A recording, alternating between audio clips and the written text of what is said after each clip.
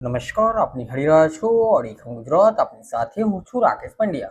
ચૂંટણીના રણસિંગો ફૂંકાઈ ચૂકી છે અને સમગ્ર વહીવટીતંત્ર અત્યારે એક્શન મોડમાં છે. પરંતુ આ કામગીરીમાં જો કોઈ અધિકારી આળસ કે બેદરકારી દાખવશે તો તંત્ર તેમને છોડવાના મૂડમાં નથી. આવો જ એક કડક કિસ્સો સામે આવ્યો છે સંતરામપુરથી.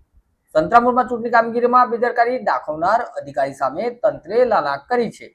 સંતરામપુરના ઝોનલ ઓફિસર વિરુદ્ધ ધરપકડ વોરંટ ઇસ્યુ કરવામાં આવ્યું છે.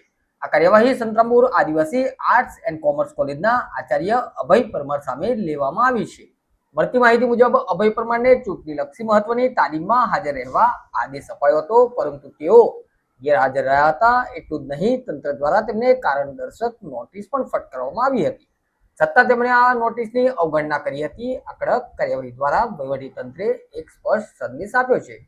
ચૂંટણી એ લોકશાહીનો પર્વ છે અને તેમાં વિક્ષેપ પાડનારાઓ કે ફરજમાં ચૂક કરનારા કોઈપણને બક્ષવામાં નહીં આવે.